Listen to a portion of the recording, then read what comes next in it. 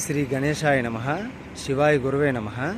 నేను లవ్ చేసుకునే ప్రతి ఒక్క కపుల్కి చెప్తున్నానండి, ఈదర్ మేల్ ఆర్ ఫిమేల్, ప్రేమించుకునేటప్పుడు అవతల వ్యక్తి యొక్క అవుటర్ ఎపీరియన్సు, మాట తీరు, యాటిట్యూడు, డ్రెస్ సెన్సు, మన పట్ల తీసుకునే కేరింగు, హానెస్టీ, ఇలాంటివి ఏవేవో చూస్తాం. కానీ పెళ్లి దగ్గరికి వచ్చేసరికి మా నాన్న ఒప్పుకోవట్లేదు, క్యాస్ట్లు వేరు, లేకపోతే స్టేటస్, జాబ్ లేదు, వెనక బ్యాక్గ్రౌండ్ లేదు, ఇవన్నీ ఎందుకండి వస్తాయి? ప్రేమించుకునేటప్పుడు తెలియదా మీకు ఇలాంటివన్నీ ఉంటాయని? సో ఒక వ్యక్తి ఎమోషన్స్తో, ఫీలింగ్స్తో, అవతల వ్యక్తి లైఫ్తో ఆడుకునే హక్కు ఎవరికీ లేదండి. ఎందుకు ఈ మాట ఇప్పుడు చెప్పాల్సి వస్తుందంటే, ఒక నీతి లేదు, ఒక నిజాయితీ లేదు, అంత మోసం, కుళ్ళు, కుట్ర, దగ.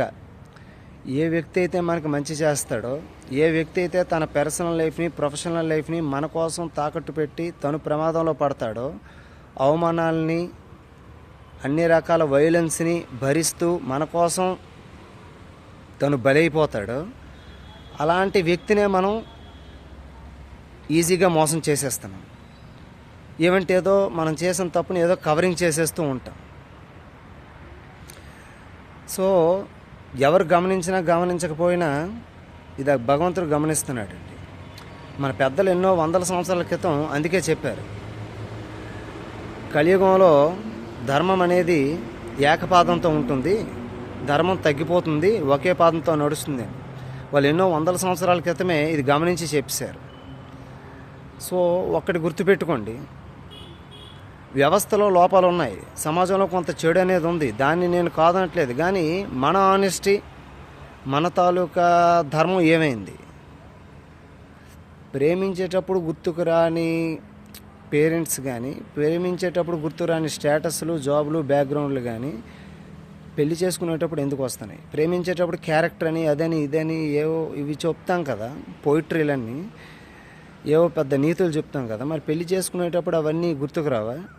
ఒక్కటి మాత్రం కరెక్టు, మనం కానీ మనం పాటించే ధర్మాన్ని, మన ఆలోచనలను బట్టే భగవంతుడు మన జీవితం అనే విస్తరాకులో పదార్థాలను వడ్డిస్తాడు. కేవలం మన జీవితం మన ఒక్కరితో కాదు, మన కొడుకులు కానీ, వాళ్ళ కొడుకులు కానీ, మన మనవాళ్ళు కానీ, మన నెక్స్ట్ జనరేషన్స్ కానీ మన ధర్మాన్ని మాత్రమే కాదు, మనం చేసే మోసాలని, మనం చేసే కుళ్ళు, కుట్ర, దగని కూడా పంచుకుంటారు. మనం పెర్ఫెక్ట్గా ఒక ఆదర్శవంతమైన జీవితాన్ని గడిపితే, ఇన్ని కష్టాలు నష్టాలు కూర్చైనా సరే మనం ఒక ఆదర్శవంతమైన జీవితాన్ని గడిపితే మన కుటుంబం, మన వంశం, ముందు తరాలు బాగుంటాయి.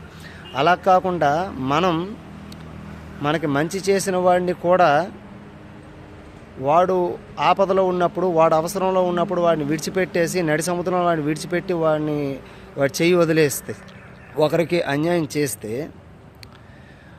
ఆటోమేటిక్గా ఆ ఎఫెక్ట్ అనేది మన కుటుంబం మీద, మన వంశం మీద కూడా చాలా దారుణంగా పడుతుంది. సో మారండి, సాధ్యమైనంత వరకు ధర్మంగా, నిజాయితీగా బతకడానికి ప్రయత్నం చేయండి. శ్రీమాత్రే నమః.